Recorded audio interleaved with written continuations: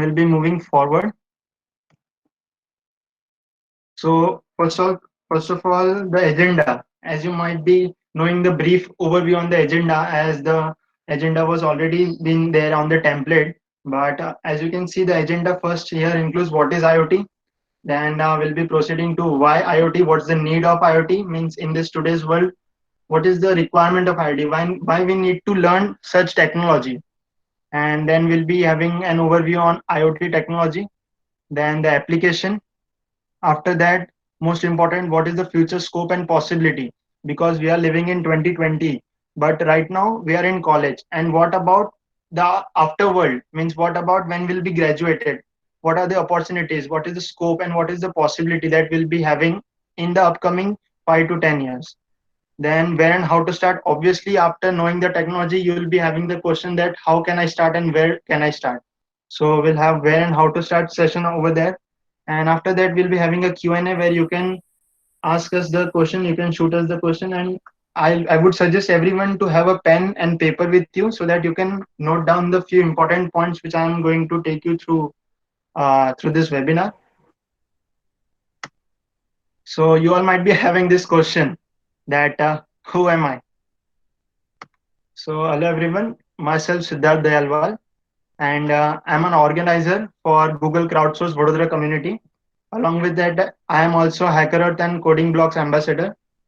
I'm a tech speaker and open source contributor, developer, IoT and ML enthusiast, and at the end of the day, a coder.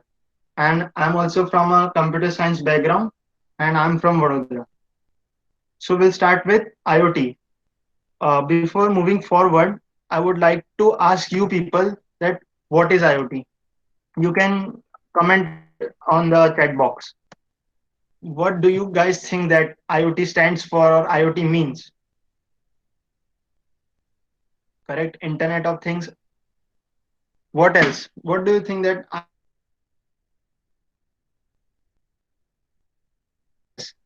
Anyone? You can use your chat box. Abhishek said that IoT stands for Internet of Things. Automatic everyday task. Yes, Sarthak, correct. Anyone else? Yeah, Tanish wrote network of things interconnected through like Arduino or Raspberry. Absolutely. If any object is controlled using internet, correct, Vipul? Internet of things, basically anything which is connected to internet, correct? Device sharing data with other devices. So basically, you all guys are having a brief knowledge, means what IoT holds as, what IoT is meant as. So that is a very good aspect in a webinar of such thing. So we'll start with that. What is IoT? So we can say that internetworking of devices, physical objects embedded with sensors, actuators, software, electronics, and other networks connectivity that enable these objects to collect and exchange data. So this is basically in simple terms when we say that the interconnectivity of things in this physical world via internet. For example, अगर मेरे phone में mobile है, अगर मेरे phone में mobile है, ये statement को सही कौन करेगा? I said अगर मेरे फोन में मोबाइल है, whenever I say that phone में मोबाइल, इसका मतलब क्या? Phone is a device but mobile explains the device. Mobile एक ऐसी चीज है जिसमें सारे फंक्शंस होते हैं. Phone is just a object, it is a common noun. But mobile, when the word is used, then mobile comprises of many features along with functionalities. So same is with the IoT. When we have internet access on the mobile, we say that this is an internet on mobile, or we can say that internet of mobile. But what if IoT, internet of things? Now here the things term is different, totally different. This is not a common thing or normal thing. When we are giving internet access to the things around us, the devices around us, then we say that concept as internet of things. Means connecting various devices, various things via internet explains the term internet of things. Moving forward, brief history of IoT. So आप chronology समझ ही सकते हैं. In 1990, one internet connected toaster was developed by John Roomcast. Now this toaster was connected via internet to make it on and off. It was a very simple device which John made, and the function was just to on and off the toaster. But later, after in 1991, the robotic crane was also attached to the toaster in order to, pick up the bread from the toaster and put it back onto that. Again, in 1999, after 9 years, the term IoT was coined by Kevin Ashton. Kevin Ashton is known as father of IoT. He termed the IoT word itself. After that, in 2000, LG announces its first internet refrigerator plans, and the whole refrigerator was connected via internet, and it used to, send the data to the other devices like mobile devices, laptop devices. That what is the content of the refrigerator, what are the materials which are stored in the refrigerator. So in 2000, LG announced its first internet refrigerator plans, and in 2008 and 2009 the IoT was born. Now when I say the IoT was born, what is the difference between the IoT was coined and the IoT was born? Here I would like to add few lines. The IoT was coined means the IoT word came into the market, into the world, into the technological fields. But during 2008 and 2009 period, the IoT was born because during that time, things and objects around us were connected to internet more than people. We can say that in 2010 there were 12.5 billion internet connected devices, and the population was just 6.8 billion, which is just more than one device per people, we can say. Means, to be very accurate, a single person would be having 1.84 device which is connected with internet. So this was the first time in history where the things connected to internet were more than the people all over the world. So that's why during the period of 2008 and 2009 the IoT was actually born, we can say. Moving forward, the most important thing here is the IoT life cycle. We humans also have a life cycle. Every creature on this planet has a life cycle. Along with that, samely, the technology also have a life cycle in which it circulates. So first of all, the first step in the cycle is collect. Now what is this collect? Collect, we can say as a process as collection.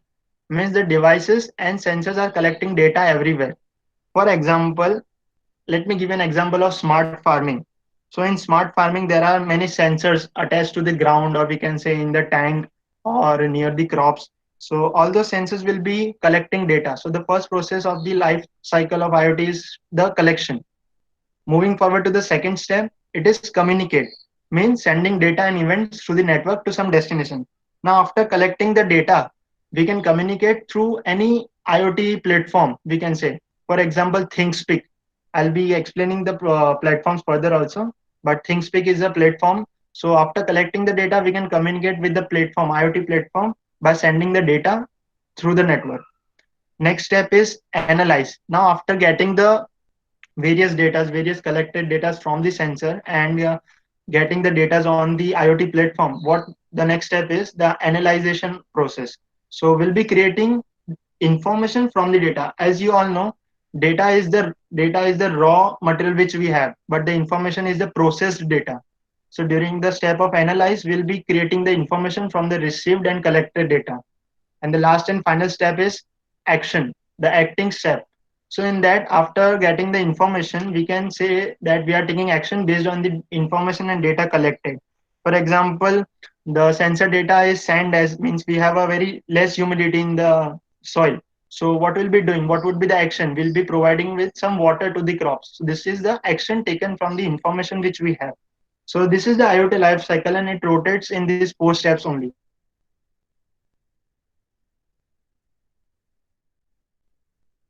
So this is the common question which all might be having, that how is the IoT working in this things. So the entire process starts with the device themselves, such as smartphones, digital watches, electronic appliances, which securely communicate with an Internet of Things platform. As I said in the previous slide, that all these devices are communicating with the platform on which the IoT is functionable. So how we can say that they are communicating with that? So we can say that IoT platform collects data and combines data from multiple devices. So taking the example from previous slide, the soil sensors which we are putting in the soils, so they'll be sending the data to the devices, and those devices will be sending the data to the IoT platform. So this data will be then converted into information, and as you can read over the slide, that most valuable data with the application to address industry specific needs. This is not just house to house problems or common problems. This IoT is also used in industry specific needs. And this is the way how IoT works in our day to day life. Now you all might be having question, why IoT? There are many technologies in this world, but why IoT itself? So Sonoji would like to answer. Oh, I mean, I would like to answer that why IoT. So first and foremost thing, which is a very huge thing, that it is a cutting edge technology, because you might be having in mind many various technologies, but IoT is one of the cutting edge technologies which will be dooming. Not, we cannot say that dooming, but which will be affecting other technologies in the upcoming generations. And a most obvious thing, 50 billion connected device by 2025. In next upcoming 5 years, we'll be having 20 billion total devices all over the world which would be connected via internet. So it is a very key aspect in asking, means giving the question of an answer, why IoT. Now I would like to ask you one question here. What was the last piece of technology you purchased that didn't have Wi-Fi or Bluetooth built in? Who would like to answer this question?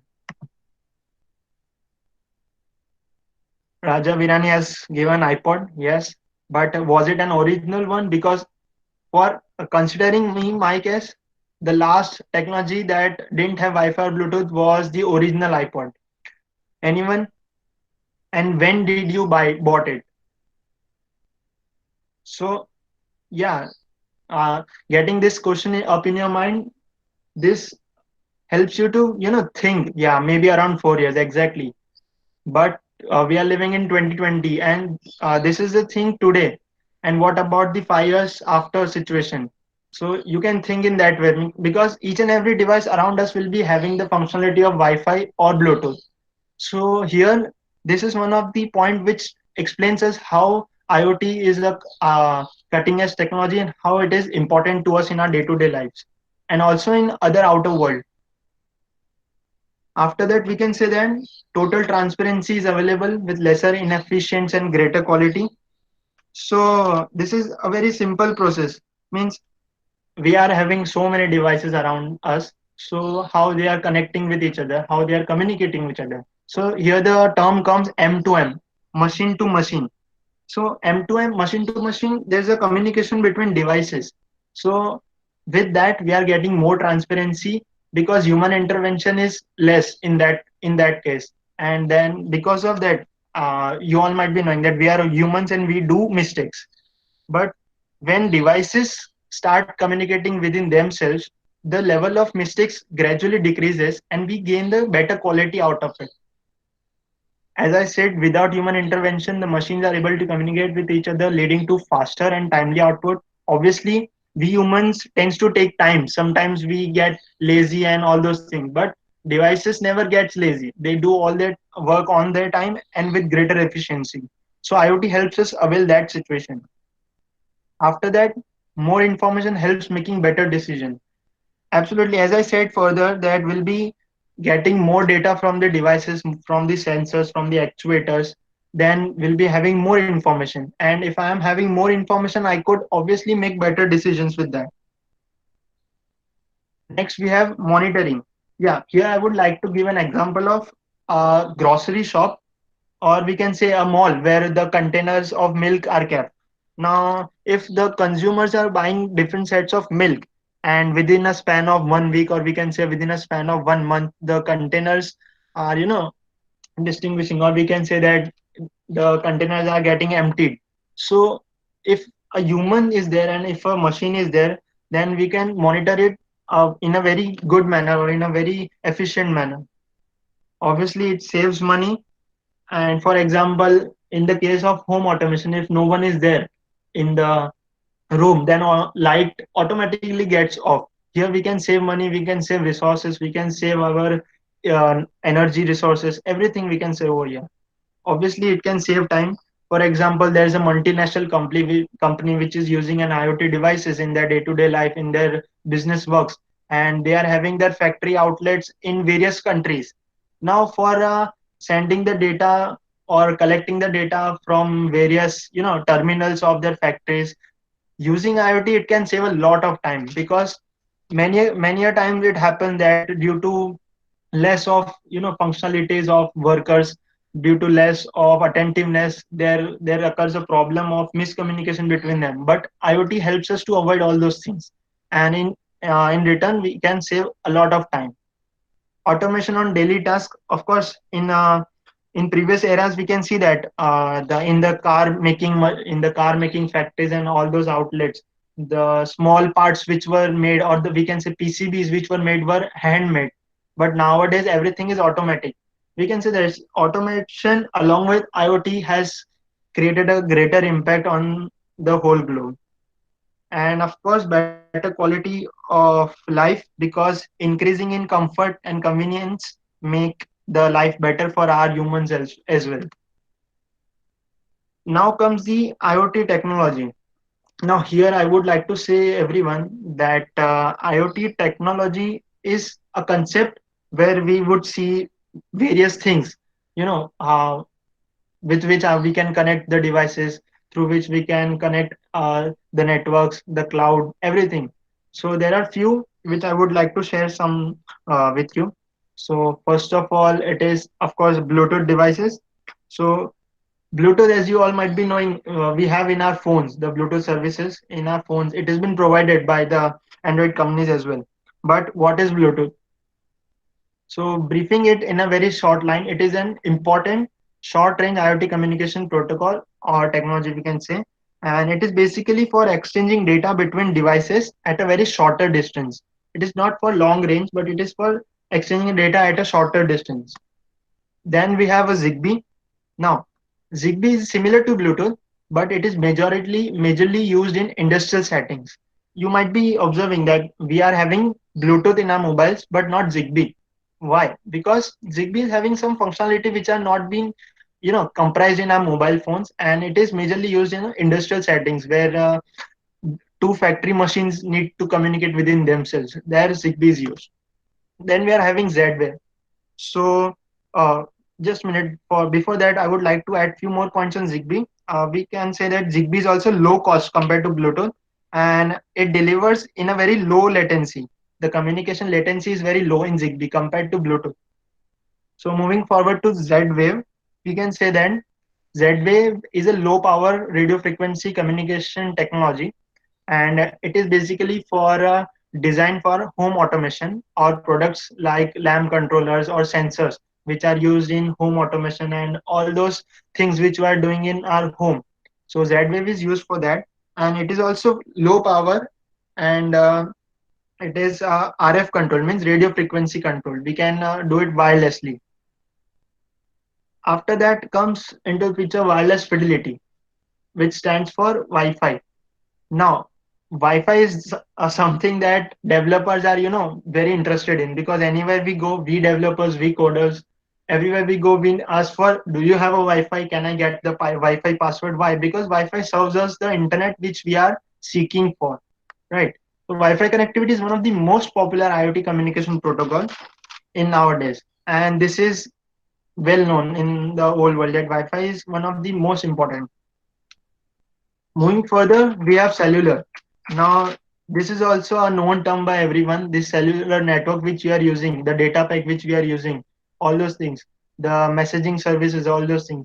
Any IoT application that requires operation over longer distance can take advantage of GSM, 3G, 4G cellular communication capabilities. Now, for doing any message service, SMS service, we are using GSM, 3G, 4G. We are having the SIM also for that. So, cellular is another technology of IoT. Moving forward to NFC. NFC stands for Near Field Communication, and it is basically one of the other IoT technology, and it enables simple and safe communication between two or more than two electronic devices. Also, we can say that it is for basically over a distance of 4 centimeter or less, which is, and this technology is also much low powered. For example, RFID transmission, we can say. So we can just extend data within this distance of 4 centimeter or less, not more than that. So it is just for short range activities which we are performing through IoT.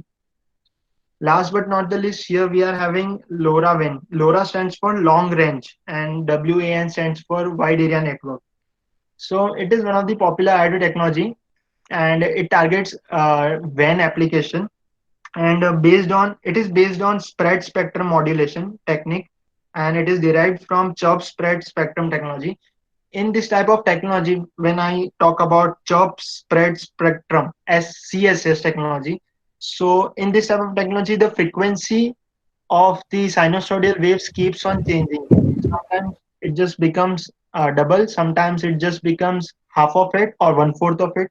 So the sinusoidal wave of this technology or the spectrum, would I say, is just varying and keeps on changing. So these were some of the IoT technologies. Moving forward, we have various protocols. Now there is a difference. These all were the technologies which we saw right now. Now we are having various protocols, and there are different protocols. But the most important protocols in IoT are the messaging protocols, and there are total four types of messaging protocols. Out of them, first one is the Constrained Application Protocol, which we also call as COAP. So COAP is nothing but it is we can say that the constrained devices called nodes we can say are personal desktop. Nodes are referred to as personal desktops. So the constrained devices called nodes, it allows them to communicate with more wider internet. So this is the thing with the constrained application protocol.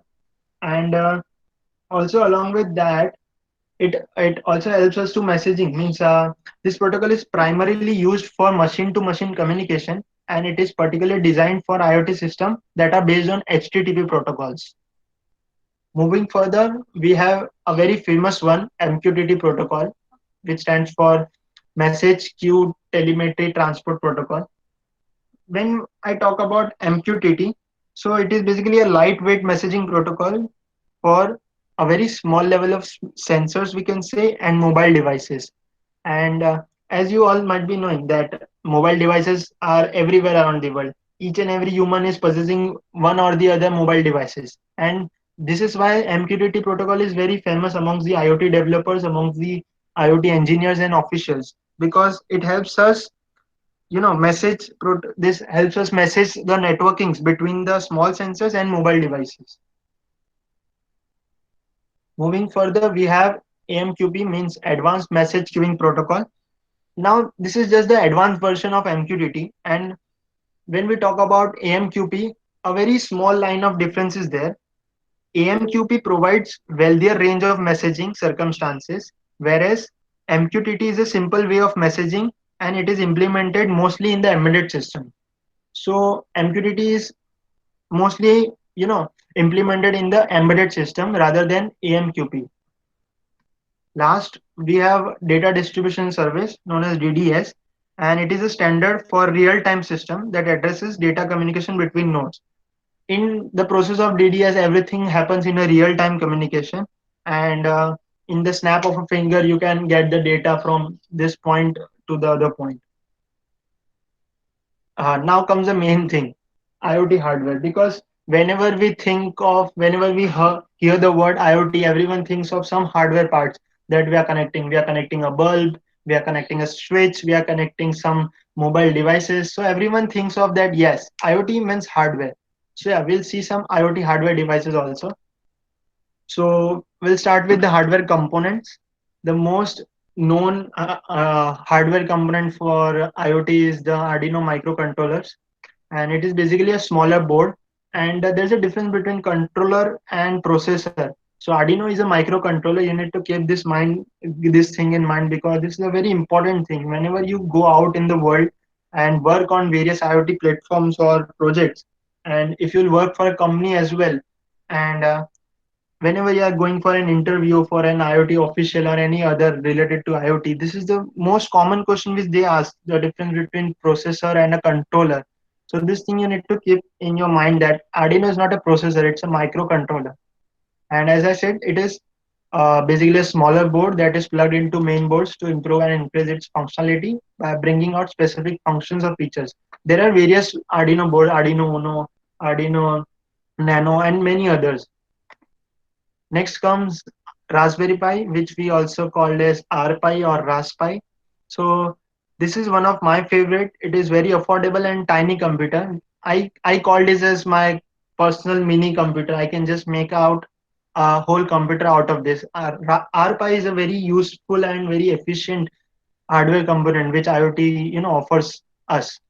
And yeah, it has enough processing power and memory to run on any of the OS. We can say it runs on Windows 10, it can run on Ubuntu or any other flavor.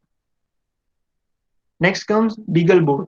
BeagleBoard is a single board computer with a Linux based OS, because after RPi something was about to come, as at that time the Linux was in the market. After Windows 10, the Linux just crash out all those systems that were using those Windows 10, now Windows 10. But after that, BeagleBoard came into the market, which was Linux based OS, because at that time Linux was operational very much. And it uses the ARM processor, and it is capable of more powerful processing than Raspberry. Then comes Intel's Galileo, but after the Arduino's production, it's the first board based on Intel architecture, and it is basically designed to be hardware and software both. And their pins are just compatible with Arduino Shields, because Arduino was the most used hardware component. So Intel thought of making something that could be used with the existing product, that is Arduino Uno R3. So they made a board which could be used as a shield, and just we need to pin it on the Arduino board and it will start working. And then came into the market the Edison boards. It is basically a computer on module. We can say that we can operate a whole computer with Edison boards, and it is for wearable devices and IoT devices. Now, the building blocks of IoT hardware. What are the building blocks of IoT hardware? So first come the thing. Absolutely, the most important thing is the thing itself, and it is the asset you want to control or monitor. Next comes the data acquisition module. It acquires the physical signal and convert it to digital. Means we are gathering the data and converting into the digital to make it an information. That comes in the data processing module, where we convert the data into the information. So the computer to process data, perform analytics, store data locally, and other edge computing. So all those things, data reporting, data mining, all those things, that getting the results out of the data collected. What we can say, that how to identify the type of data, what results we need to take out, what reports we need to make out. This all comes under the data processing module. And then comes the communication module, where we communicate with third party systems either locally or in the cloud. We can go via any other medium. So these are the four building blocks of any IoT hardware. Then comes the IoT sensor, through which we can send and receive the data to the devices or the IoT platforms. Then comes the wearable electronic devices, the watches we wear, the devices in our mobile phones, the laptops, the cameras, the CCTVs, everything. These all are wearable electronic devices. And then comes the basic devices, television, fan, lights, AC, all those things. When someone says IoT is all about hardware, I'll be like, yeah, exactly. This is not the thing. Whenever anyone hears the term IoT, then they think, all right, we need to work with hardware. We need to think what hardware we are using, or which bulb we are connecting, where we are connecting, which microcontroller we are going to buy, which sensors we are going to buy. These all should be the question. But IoT is not all about hardware. There is software indeed, but you need to understand. So these are actually my expression when someone comes and tell me that IoT is all about hardware. No, it is not. IoT also consists of software. So first of all, we'll start with languages. So C language, the first and most prior thing which came, the C language. So C programming language has its roots in embedded systems since long, because since the time of invention or discovery, we can say, of C language, the C came into the market, and the all those computer, all those chips, all those circuits, all those PCBs, we were programming those PCBs, all those circuits via embedded system programming, and C was the main language at that time. So it even got its starts for programming telephone switches. So first of all, C programming was used in the programming of telephone switches.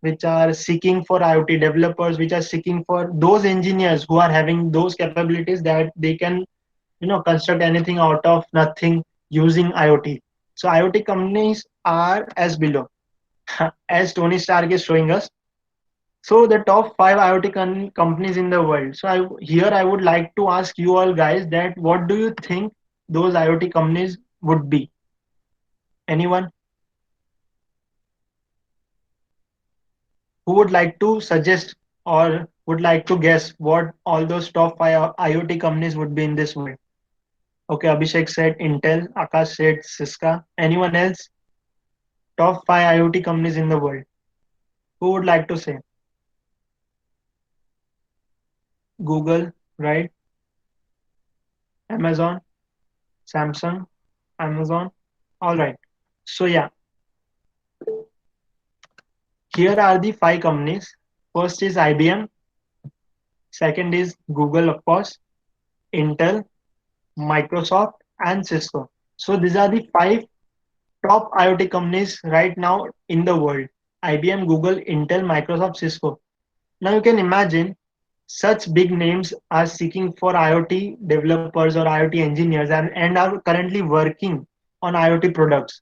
So the future, the 2025, 2030, at that time when we will be having more than 100 billion devices or 50 million devices, at that time will be having such a greater opportunity, such a greater vacancy of such developers who are, a very accurate one, or who are having those capabilities that can help these companies to excel in the market.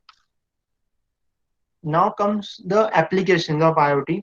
Where does the IoT is actually used? After talking about the companies, now we would know that how those companies are using it in their real life or in the industrial life. So first and foremost, a very common example of IoT comes as a smart home. Everyone knows that smart home, connecting all those home applications, home devices through our phone, through our websites, through our laptops, everything like that. On a snap of finger, we can just switch on or switch off the lights of all our homes and rooms. Then come wearables. We used to wear watches, then belts. Then in applications also, we are having nowadays the specs, the smart specs comes into the picture, and all those things. Then smart city under the Swachh Bharat Abhiyan and the Digital India Abhiyan, all both this we can see the products of smart city coming out. Smart lights, we can say street lights and all those things. Then comes smart grids, obviously the electrical grids, we can say, and the solar panels, all those things. These are all the application of IoT. Then comes industrial internet. Industrial internet in the sense there are n number of machines in the industry, especially in huge industry, and connecting all those machines, all those devices via internet is that industry is known as industrial internet. Then connected car, yes, of course. For example, I am in a car and I'm speaking out in a car that, hey car, just switch on my room's AC. I am about to reach at my home. So this is what a connected car, we can say.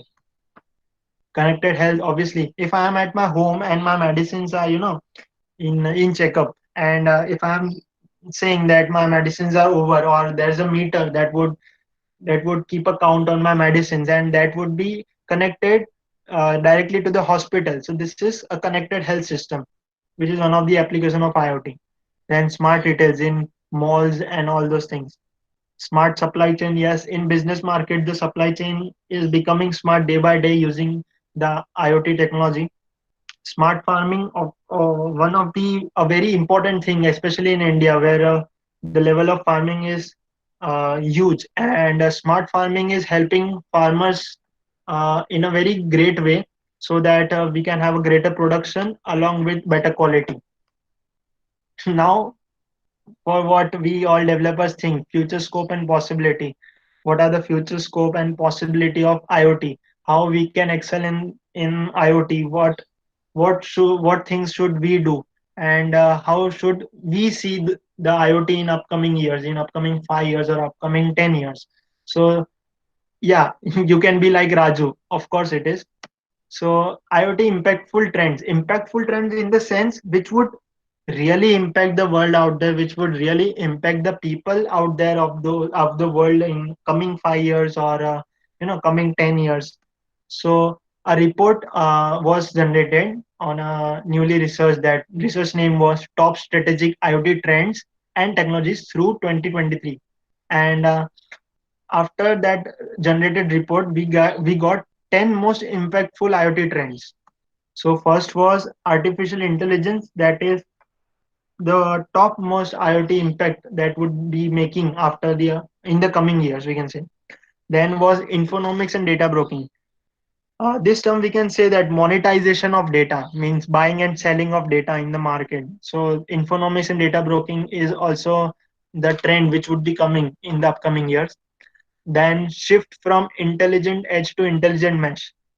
Here I would like to give an example of, for example, I am having a phone and I'm connecting it through a single bulb.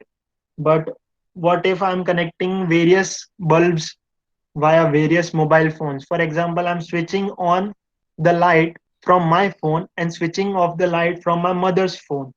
So this is a mesh created, means a graph which is just meshed up. So this is called shift from intelligent edge to intelligent mesh.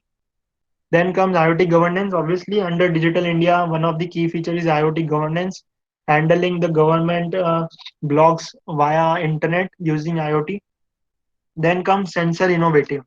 As days are going on, as the years will be coming, there would be something or the other innovations in the sensors which are in the market already. So sensor innovative is also one of the very good thing which would impact in upcoming years. Then it is social, legal, and ethical IoT. Now, we as a human, IoT would surely be in trend in all our lives, like in our social life, in our legal life, and also in our ethical life. Trusted hardware and OS, all those hardwares, all those OS which we are using, the trends which will be coming in the coming years will surely consist IoT in it.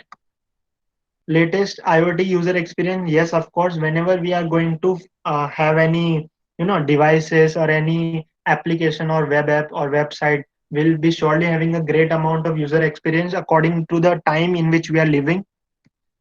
Next is innovative on the chip.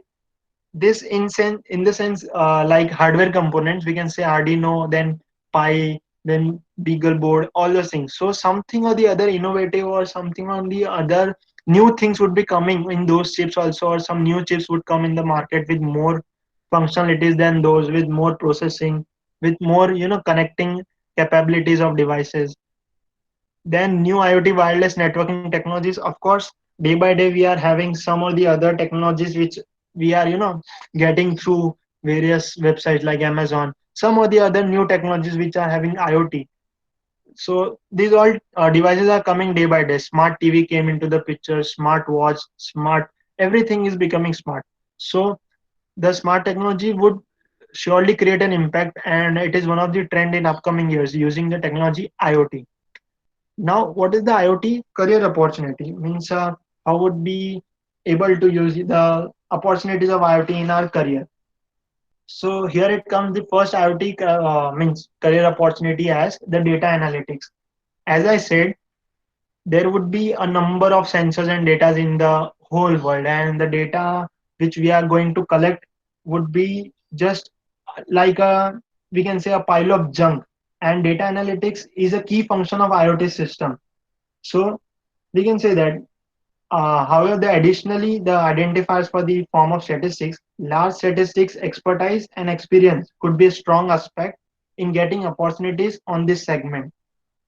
Accessing the data, controlling it, all those things would be a matter of fact in data analytics job. Then comes the network and structure. Obviously, IoT machine can be regarded as a complex mesh of linked gadgets, and gadgets that ultimately makes no feel if it isn't have planned well. If you are connecting many devices together, but those devices aren't planned well, then it is of no use. So networking and structuring the devices is very important thing, and it is a tedious job which needs to be done before proceeding with any project or IoT functionality. Then comes the protection. Of course, we are having a lot of data the data might be of various types. It may be of confidential, it may be some users data, it can be anything. So protection comes into the picture in the very first case. But and if the security implementation on your clever refrigerator is suspectable and its miles connected to identical community as a laptop, it is probably quite possible and in reality easy for a hacker to use this route to your confidential records. So protecting your data is very important. So some of the key abilities on these regions are risk identity, vulnerability, evaluation, and public key encryption. So protection is a must needed, and this is a modern day buzzword within IoT because protection is really needed in IoT as the data is very important to the users and the companies as well. Now comes device and hardware. So we can say that hardware engineers are the folks that really put together the diverse additives to be had to manufacture the device. And the designers will even want to robust with their tender abilities. So we can say that there are n number of devices and n number of hardware components. But what if we are not able to connect those devices because that requires a lot of knowledge. So this is another career opportunity which IoT developers can think of into going. Then comes the cell and UI development. So now we have prepared all those devices and all those network communication or everything. But what would we do to give those applications to the consumers, to the customers? Then we need to create a good Android application for the customers so that they can use it. Good every we can make a website, we can make a web app or a Android application. So here the web app developer or the iOS developer or the Android app developer comes into the picture and their job level increases because the developers which are dealing with the Android application, iOS developing application or web application, here their work comes into the picture. Now the types of jobs, the types of job, these were the career opportunities, but what type of job you can think of. So in IoT career opportunity there are various types of job which are offered. I would like to highlight few. First of all, professional in sensors and actuators. As I said, there are n numbers of sensors, but what if someone doesn't know how to use it? So in that case, a person who is knowing each and every type of sensor, and believe me, there are plenty amount of sensors in the market for different readings for measurement of various things like temperature, air humidity, the sound, the noise, everything, the air quality, everything. There are n numbers of sensor and the actuators which helps those things to work on. And you can seek for R&D of sensor manufacturing group. So being the professional in sensor and actuator, you can get the job in R&D department of sensor manufacturing group probably. Then comes the embedded program engineer.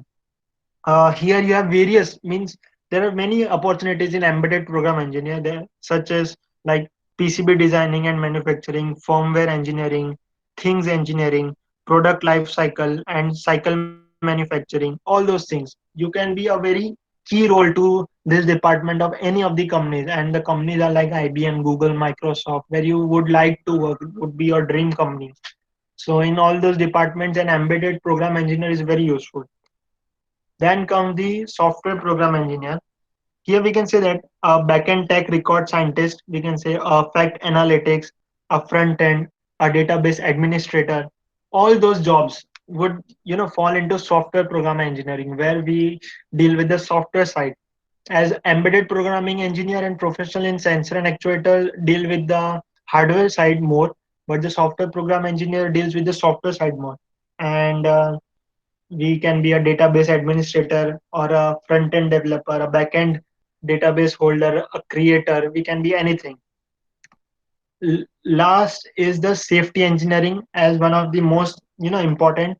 You can be a safety and security and privacy professional. Obviously, this is the most important thing, as you all might be knowing that safety is priority and security is much needed in the jobs where data is there, where receiving and transmission of data is there. For any company, the data of their users or the data of their customer is very important. So you can be a security and privacy professional in the safety engineering department of any of those big companies. Now, where and how to start? Now, this all was introduction and basics, means an overview basically on IoT. What is IoT? How IoT, and what are the things which you need to keep in mind? How IoT is connected, how it works, what are different protocols, what are different technologies, and what are the companies, what are the career opportunity jobs. But this is the thing which you will be facing after 5 years, or we can say after 6 years, when you will be applying for job or something else. But where and how to start? So this might be the question in your minds, that we have learned what is IoT, we know now what is IoT, but where and how to start? So first of all, before telling you that, I would like to give you 6 simple tips for that, so that you can start with it. So first of all, gain a deep understanding of sensors. This is what I feel. You need to really gain a understanding on different sensor types of sensors, because there are various sensors, and being a professional, you need to know at which particular moment of time, in which particular you know situation, you need to use which sensor. So study of sensor is very important in this field. Next comes is focus on user interface. This is a thing which help, which will help you to increase the number of users of your product. Focus on a user interface. Whenever we are talking about the UI, then at that time UI means, for example, in 2020, what are the trends? How would the customer use the application, and how should be the UI? So UI is totally dependent on the time in which you are living. So focus on UI, how the user wants their application to be, how would it make it more interactive to the user. Next come is learn JavaScript or Python. I would really suggest that learning JavaScript or Python would really help. As I earlier said that about JavaScript, that using a web-based language for both the data processing backend and code running on the device itself, that is front end, makes a lot of sense. And JavaScript, as I earlier said, also is a very event-driven language, and this makes it ideal for reacting to new data from devices and triggering action on devices themselves. So working on backend and front end both at the same time, JavaScript is very useful. And Python, as I said, it is really helpful in whenever you're using our RPy or anything like that, and it will help you to, as I said, the Python is very easily written language and fastly written language. So this, maybe you can learn any of these, JavaScript or Python. Next come is play with Raspberry Pi, which I used to do a lot. For those who are without a computer science or electrical background, so this is a thing, that RPi are very inexpensive. They are tiny computers and are often employed in POC of IoT projects, I say, because whenever someone is going for an appeal to show their product, to show their product related to IoT, so RPi is used in the proof of concept of that product. And also putting together some simple demo projects and then coming up with and executing some projects of your own is a great way to show that you have the initiative and you know how to work in an IoT. So Raspberry Pi will give you that platform, will give you that experience. With that, you will be able to learn new things and experience yourself. So this was the fourth point. Then it comes, find a community. Whenever I talk about community, I would like to say that you can search on Hexter or Instructables and search for various communities like makers, and read their journals, read their publications, subscribe to their different templates, and scroll the feeds on their websites and read new stuffs which they are giving. Uh, you know, try different projects on Instructables or Hexter, and you will find a lot of things on those two websites and maker publication. And doing that, you'll be able to play with Raspberry Pi as well and learn new things also. Because in early days of my, I was like, I used to do each and everything with Arduino and Raspberry Pi, and used to make each and every project which were there on their websites. And this helped me a lot in learning various things, because many a times it used to happen that the things which they have provided were working well, but it wasn't working on my side. So I need to, Google some things and find out some things. And few things worked and few didn't work. And this developed a learning process within myself. And I learned a lot of things during that period. So finding a community and, being able to be part of it is a very essential thing in developing yourself and learning new things. Because you'll find a lot of people out there who will be already working on those things, and connecting with them, you can just share your ideas, you can share your problems, and those people out there have experience, and you can learn a lot from those people, and you can develop yourself. So these small things can create a lot impact in your future applications or in your interviews, all those things. Then keep your skills cutting edge. Be a reader, be a news reader, be a updated version of yourself and your surrounding. This is the one of the most important thing, because as I said, IoT is a cutting edge technology, and each and every day something or the other new is getting added to the technology. You being the seeker of the technology, which is just updating itself day by day, you need to keep yourself updated as well. So this is one of the most important thing. And the last things, now where and how to start. So I have few options for you where you can start, and how you can start. First of all, sitting at your home, sitting at your place, sitting on your desk, or your bed, you can start it online. And during this time of quarantine, you can effectively use your time.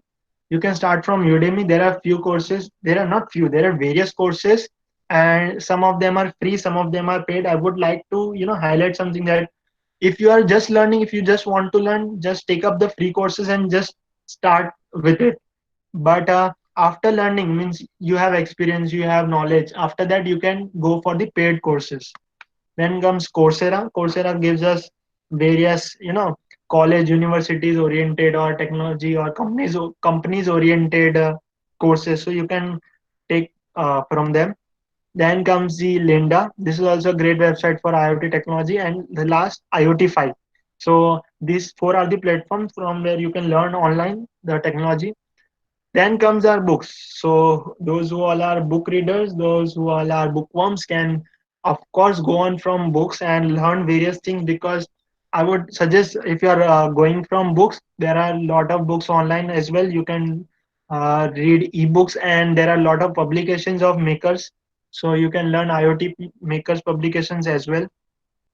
After that, of course, my way was the YouTube tutorials. I used to just type in the word IoT and whatever I need to learn. For example, IoT sensor. So I used to write IoT sensor in the search bar of the YouTube, and then all those videos which come in the first tab, I would just open all those in the new tab, and one by one I used to see all those things. And this way, it was really great way of learning, which I would suggest you, that YouTube tutorials are the best one, because they not only gives you explanation but also practically shows you, which you can just think of doing in your idle time. Then comes the DIY. Apart from about 3 points, DIY is the thing which where you will really grow, because reading books, going online, or watching tutorials on YouTube will help you in knowing the things or learning the things. But doing DIY will help you gaining the things, and will put on that, remove those mistakes which you were doing on the above 3 points, and will surely help you learn real things. And the mistakes which you will do in DIY will surely lead you to the better version of yourself, because a person learns from their mistakes. So doing mistakes in DIY is totally acceptable, because this is only the thing which will make you more, you know more outspread, more outspoken in the word technology of IoT. So, and last but not the least, this is one of the favorite which I would like to highlight over here is, it's totally your choice. After this four, whatever you want to do, you can do. This is none of my business, none of anyone's business. It's your choice. So Q&A, thanks for your attention. You can ask anything. You just put down your questions in the chat box, and I'll be watching them. So any questions you can just shoot on the chat option. Yeah, smart farming. So Abhishek, what is your question?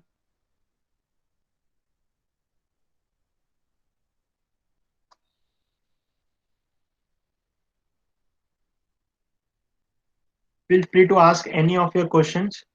Difference between GSM and CDMA, are they both same? No, I would say CDMA is totally different, but not in that sense because GSM means Global System for Mobile Application, as you might be knowing. But CDMA stands for Code Division Multiple Access. Yes, access exactly.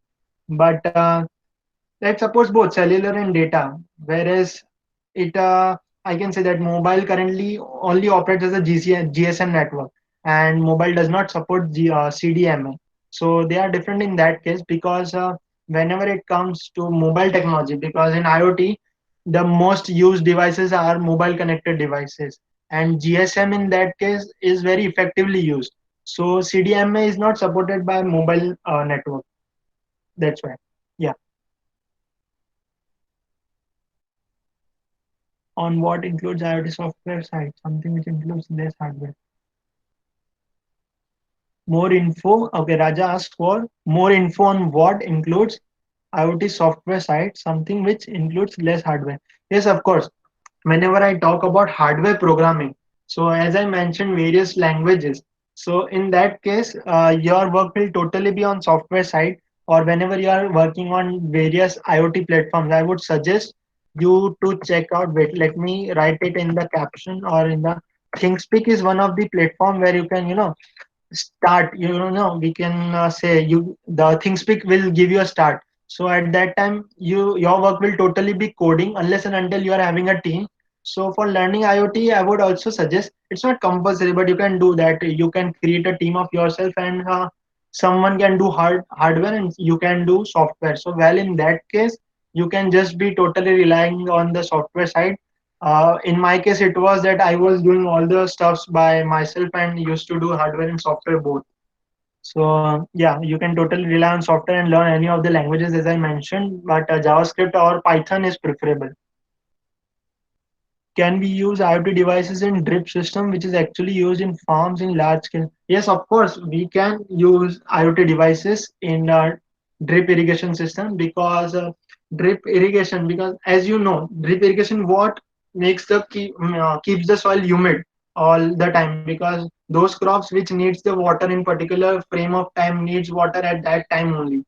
So in that case, you can totally use IoT because it becomes a very key role, because the crops which you are growing in those fields in the drip irrigated field requires the specific amount of water, and in the change of water with a level of 1% or 2% can affect the health of crop. So in that case, IoT would be preferable compared to the human intervention.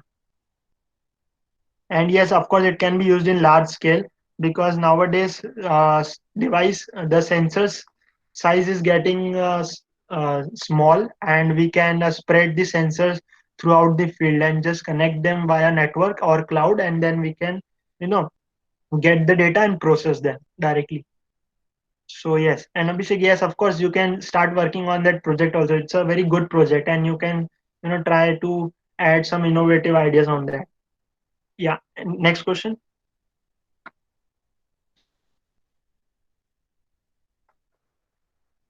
Great, you were learning. Good. So keep going with that. Yeah. What would be better to use in a drone, Arduino or Raspberry Pi? See, a drone has a different sets of processor in themselves, and I would say that using Arduino or Raspberry Pi in a drone would not be preferable because drone has its own flight controller, and you can have a UAV flight control anywhere. So Arduino and Raspberry Pi would not be preferable using in the drones. So it is totally a different point of view. So no, Arduino or Raspberry Pi, no, nothing to be used in a drone because it has its own processor, which needs to be very powerful one because drone requires a lot of energy. As a start, which one should I go for Arduino? Yeah, whenever, yes, for a newbie, actually, when I was going through the responses, I got to know that there are very newbies for IoT today. Many of you are from first year as well. So for them, I would like to say that Arduino would be preferable for them, because IoT would sorry Arduino would help them to get those things covered, or get those concepts covered that you really require in IoT. You need to develop logic, how to connect device, how to code. For that, you can use C or C++ directly on the Arduino software. The Arduino supports. Arduino has already given the IDE for themselves. So there you can start with IoT, and after using Arduino, after making around 20 to 25 projects with different sensors, you can directly jump over to Raspberry Pi, learn Python, and just start working on those things. So yes, you can go for that. First Arduino and then Raspberry Pi. Yeah, next question. Then what name of the processor for the drone? Actually, yeah, name of the processor for the drone, as I said, the UAV processors, small processors can be used. The drone kits, which includes the processor, you can use those things as well, because the drones is not the topic for today. I would like to skip those questions. Next is some DIYs you suggest which are affordable and will be good to start, and I'm a beginner, or something which gives me a boost. Yes, of course. As I said to the question of Akash, that as a start, which one should I go for, another Arduino or Raspberry Pi? You can start with Arduino. You can buy a kit of Arduino which consists of various sensors and all those things, and just bang on with your experiences using that. And also, you might be having Arduino software example libraries, and you can have a plenty amount of libraries on that. And as I also say, the websites like Instructable and Hextra.io, you can find various beginner, intermediate, and master level tutorials over there as well. So you can do DIYs from them as well. And as a beginner, this is the best thing which you can do. And after those things, you can think of something which is not provided on the internet, which you cannot find on the internet, and think something innovative and start doing, using all those experiences which you have done or which you have accomplished during this learning period. Yeah, anything else? Can we learn Raspberry Pi also on ThinkSpeak? Basically, learning Raspberry Pi on ThinkSpeak is not the option, because ThinkSpeak is the platform where you can, it is a IoT platform. It is a type of IoT platform. So you can't learn the microprocessor over there. Yeah, any specific channel on YouTube for this? Yeah, this was the question which I was expecting from one of you, that any specific channel on YouTube for this. So I would like to share my experience. I have not kept any specific YouTube channel for IoT. What I used to do, as I said, was whatever I need to learn, I just type that word in the search bar, and all those videos which used to come in the first page of the search, I would just go on and see all those things, and then would used to do my stuffs and learn from them, because each and every video would give you some or the other things. Because after gaining knowledge from 10 videos, you will think that first 5 videos said one thing, and the another 5 videos said another thing. So in that case, you'll get confused that which is true or which is false. But how would you deduce that which is the true and which is false? At that time, what you'll do is case studying. You'll do a research that what is right and what is wrong. In that case, your self development will occur. So watching any fun channel is not preferable, I would say, because the world is bigger. The persons which you are providing tutorials are more in numbers, so they'll be providing different amount of data. So in that case, I would prefer that you must watch all those top 10 of videos which comes into your search feed. This is the thing. Next question was, I think Arduino has some types, so can you suggest me which one should more. Yes, you can start with Arduino Uno R3 or Arduino Uno, but more number of projects is with Arduino Uno R3. So yes, you can start with Uno R3. Else we have Mega and Nano, also a good option. But yeah, Uno R3 would be a preferable one. Yeah, anything else you want to ask?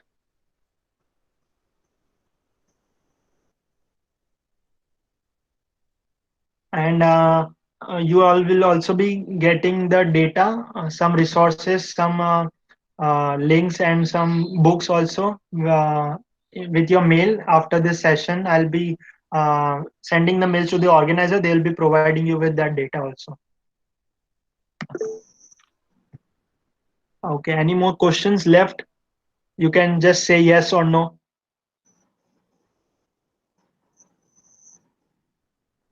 Anyone having any other questions? All right, so we'll be all right. So thanks to Coding Blocks for coupon codes. So these are some coupon codes you can use to buy their courses and you'll be getting discounts. So just note it down once and then we'll be moving forward. You just need to note this codes down.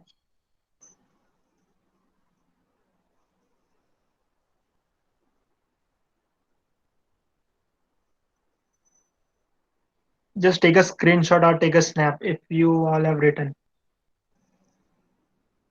Raja has a question like i3 for PC is recommended. Yeah, sure. Well, if in case you are going for the IoT thing, i3 won't be, create much impact. But yes, of course, you can go with i3 or i5 anything, because after all, you need to work with the microcontroller and microprocessor.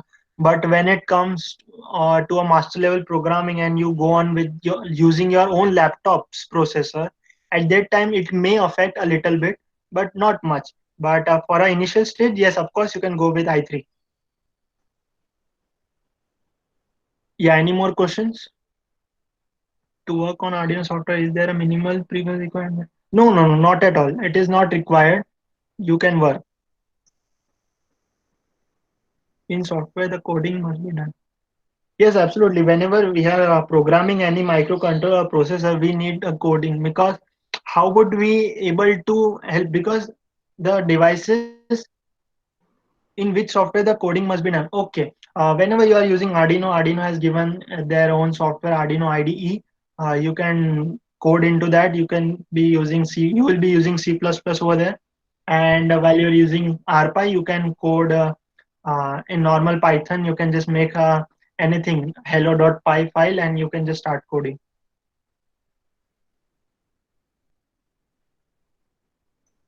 So anything else? Any precaution while using boards? Yes, of course, you need to see the pin configuration while using the boards. You need to see in which pin you are putting the devices or connecting the devices, and this should be done very carefully. And you need to learn, as I said, you need to learn every sensor. So in that it comes what are the precautions which you need to take, and also the precaution related to boards. You need to read all those instructions first.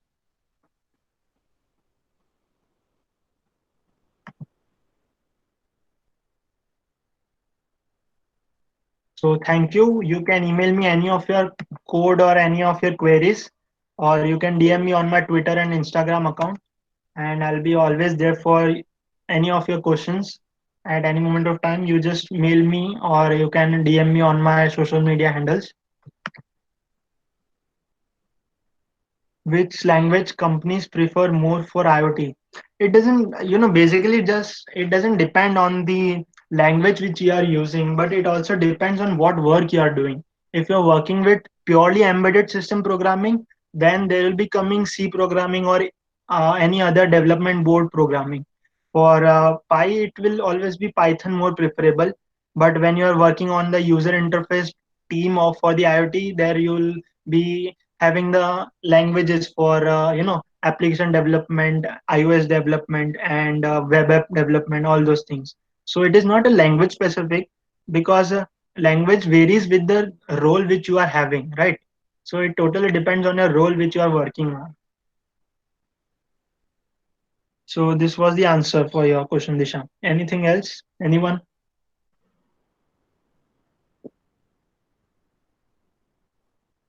Yeah, so as I said, if you're working on any project or you face any problem or any query, you can email me your code or anything, or you can directly DM me on any of my social media handles, either on Twitter or Instagram. So feel free to contact in any case of query, and you'll be provided with some resources with I guess one or two book and few instruction on how to start. Maybe with the end of this week, yes, you'll be getting it in your inbox by the organizers. So thank you, Siddharth, for this wonderful webinar. Thanks to I hope for organizing it. I hope you all had a very good time Definitely. with us. So can you please turn off your preview so that we can be in a Yeah, just a minute. Let me shut down my PPT.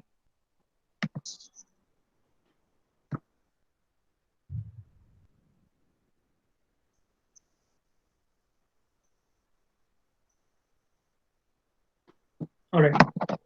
Okay. So, is everyone able to see me? not yet. Okay, just a minute.